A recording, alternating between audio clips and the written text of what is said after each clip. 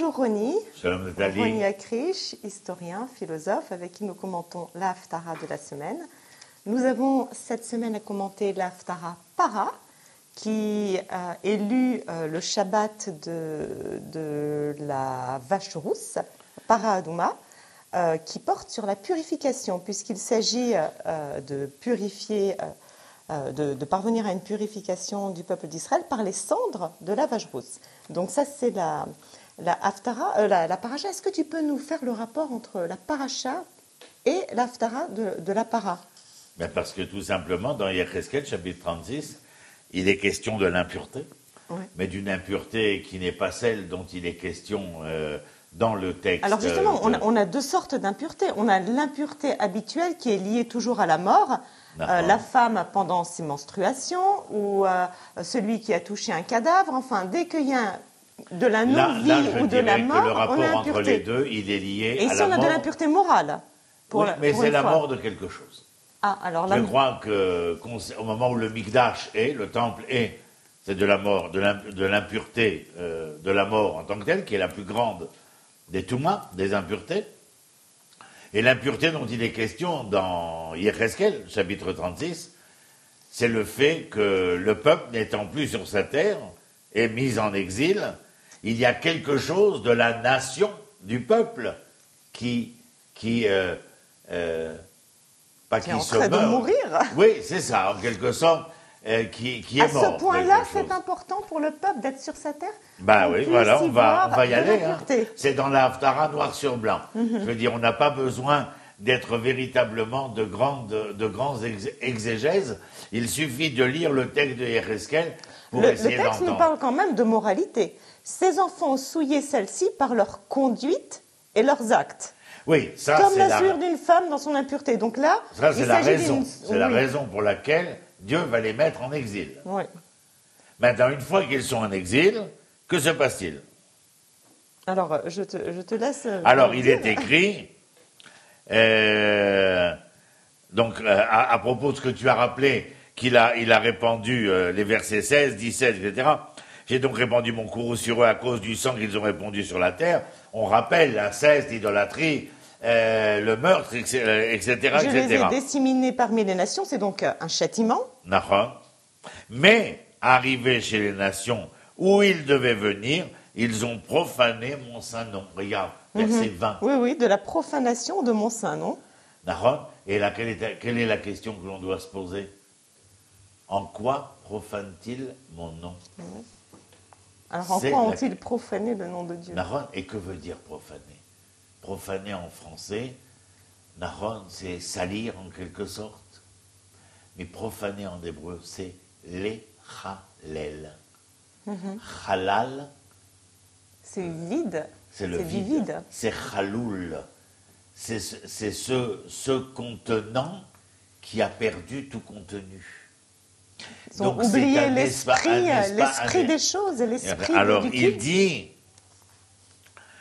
dis-le toi, c'est le verset 20, 21, la suite. Je veux ménager mon saint nom, dont la maison d'Israël entraîne la profanation au milieu des nations, chez lesquelles elle est arrivée. Comme si Israël avait cessé de mettre de l'esprit dans Mais moi, j'aurais une objection à faire. Comment est-ce que nous profanons ton saint nom? Parce que nous sommes parmi les nations. Shabbat, je vais à la synagogue, je mets les tefilines tous les matins, ma femme allume les bougies, elle va au mikvé. Alors, comment peux-tu dire que nous profanons ton saint nom? C'est une bonne question. C'est une bonne question, n'est-ce pas? C'est même une objection. Alors, que dit-il par la suite? Je t'écoute. C'est toi qui apportes les versets. Ainsi annonce à la maison d'Israël qu'ainsi parle l'Éternel Dieu. Ce n'est pas pour vous, maison d'Israël, que j'interviens, mais bien pour mon saint nom que vous faites profaner au milieu des nations. Alors, ce qui m'interpelle c'est que, en fait, si Israël a jamais imaginé qu'il était l'objectif suprême, là, il peut se rendre compte qu'il n'est pas l'objectif suprême. Il s'agit quand même, pour le saint nom de Dieu, d'être saint parmi les nations. Et Israël ici est présenté comme un moyen de sanctifier le nom de l'Éternel parmi les nations. Mais Israël ne remplit pas sa mission, apparemment. Dès l'origine, dans Bereshit, le projet est universel. C'est un projet universel. l'échec d'Adam, Chava, Cain, Abel, la génération de Noir, la tour de Babel.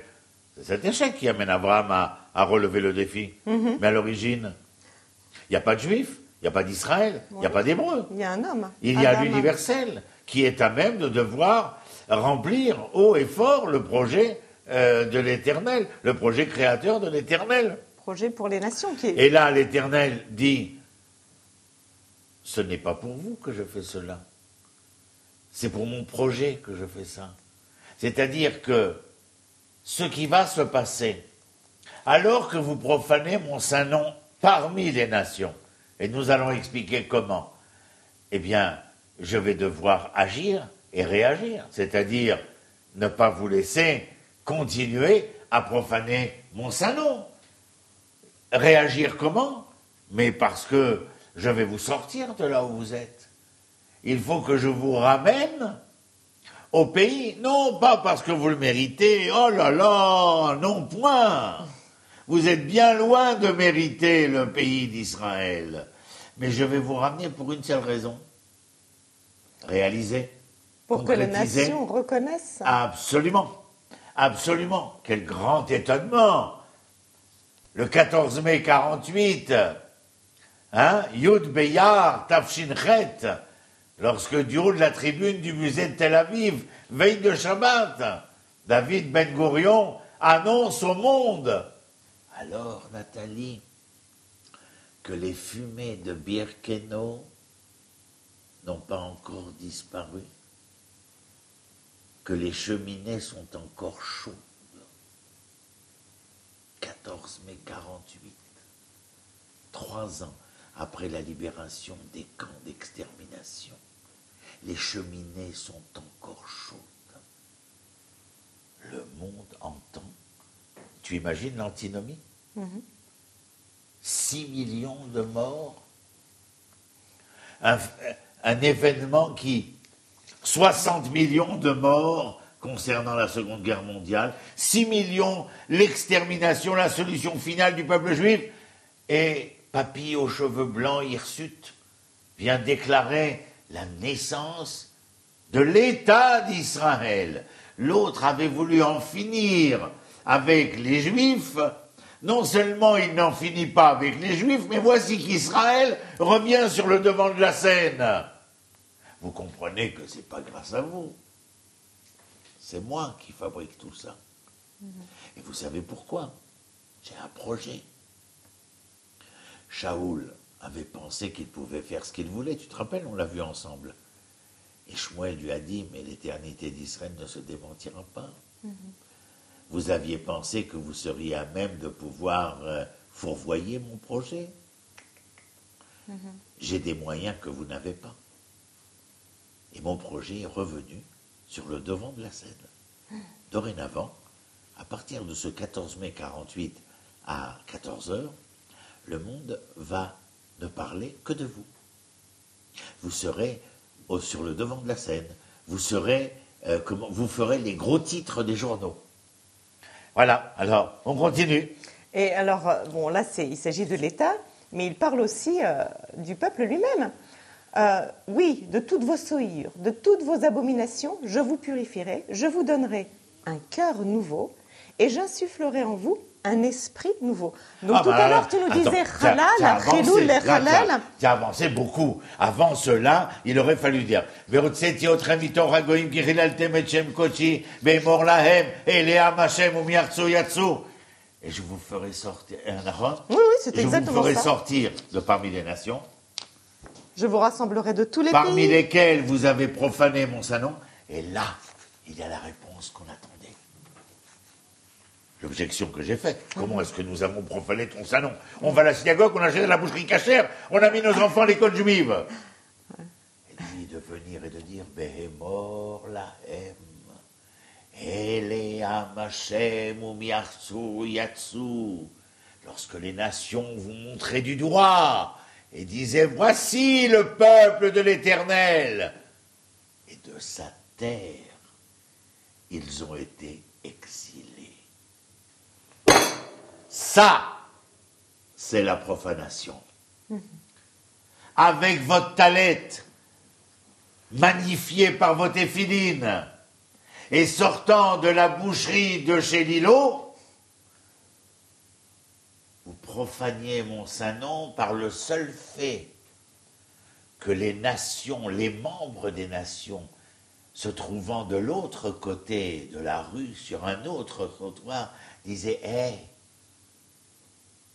c'est les Juifs ».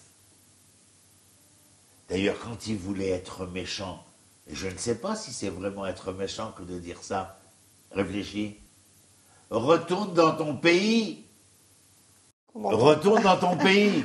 Eleam Hashem ou Miarso Yatsu, voici le peuple de l'Éternel, et de sa terre ils sont sortis. Voilà la profanation. Voilà le contenant vidé de son contenu. Aussi, lorsqu'on revient, il n'y a pas besoin, comme certains Zuluberlus voudraient nous le faire entendre, il y aurait besoin de s'être contrit, repenti, devenu un sacro-saint, pour ensuite dire, me voilà saint, je peux prendre l'avion et arriver sur la Terre Sainte. Mais c'est quand même Dieu qui a dispersé le peuple. C'est Dieu qui l'a envoyé aux quatre coins des nations. Mais évidemment. Conséquent de quoi?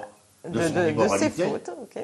De la perte de son identité morale. On en revient toujours à la faute morale, qui est à l'origine des malheurs, qui est à l'origine de la profanation. Mais pourquoi Dieu intervient ici? Parce que Dieu leur dit, je vous ai exilés afin de vous remettre en question, afin de vous reprendre, afin de vous objecter. Mais je vois que tout irait bien, dans le meilleur des mondes. Voici que vous vous sentiriez à l'aise, crapule. Donc en fait, il faut que le peuple retourne sur sa terre pour qu'il puisse avoir ce cœur nouveau et cet esprit nouveau. Ce n'est pas l'exil qu'ils lui auront donné. La situation dans laquelle il se trouve. Car le seul fait d'avoir le désir de rentrer à la maison va provoquer l'évolution spirituelle inéluctable. Et là, effectivement, là où tu étais avec tes versets. C'est inconditionnel. En général, on a souvent Dieu qui dit « vous serez à condition que », mais là, vous demeurerez dorénavant dans le pays que j'aurai donné à vos pères, vous serez pour moi un peuple et moi, je serai pour vous un Dieu. Et là, on ne nous parle pas de... Et auparavant, ce que tu as dit, je vous donnerai un cœur nouveau et un esprit nouveau. Et on ne nous parle pas de halachot précises cette fois. Et votre cœur de pierre deviendra un cœur de chair. Oui, c'est une très belle phrase en hébreu. Le processus évolutif concernant la spiritualité ne se fera que lorsque vous aurez pris conscience de la dimension nationale et collective à laquelle vous appartenez et de la relation intrinsèque de l'homme hébreu avec cette terre. Et je suis contente que tu aies relevé ce verset parce que c'est un verset très connu et il est effectivement très poétique, très fort et même un peu surprenant dans le livre des poètes qui est souvent très terre à terre. Je retirerai de votre chair le cœur de pierre et vous donnerai à la place un cœur de chair. Alors qu'est-ce que c'est en pratique la différence entre un cœur de pierre et un cœur de chair? Lorsque vous êtes à Paris ou à Brooklyn et que vous vous sentez simplement dévolu dans le particularisme singulier d'un religiosisme exacerbé. Ça, c'est le cœur de pierre? C'est le cœur de pierre. C'est effectuer, obéir au halachot sans trop d'esprit. Avoir évidé le contenant Israël de son contenu essentiel, celui d'appartenir à un peuple, d'avoir une histoire nationale avant qu'elle ne devienne universelle. D'accord. Et ceux qui sont ici interpellés cœur de pierre, c'est parce qu'ils ont annihilé la dimension contenue, ne préservant que le contenant, avec ses fioritures. Son par-être, parce qu'il n'y avait plus rien d'être. Mais quand vous reviendrez, quand vous aurez pris conscience des manques et des manquements du contenant, alors moi, au vu et au su de cette volonté qui vous anime, je vous offrirai un cœur de chair à la place du cœur de pierre. Et puis, je vous donnerai un esprit nouveau, un être nouveau, Enfin, vous deviendrez enfin cet Hébreu qui se cachait dans le Juif que vous vouliez rester. Merci beaucoup, Rony, pour cette belle conclusion de l'importance d'être un Hébreu au-delà du Juif, et avec un cœur de chair et non un cœur de pierre. Merci à toi Merci. aussi. Shalom, shalom. Shalom, à tout le monde. shalom.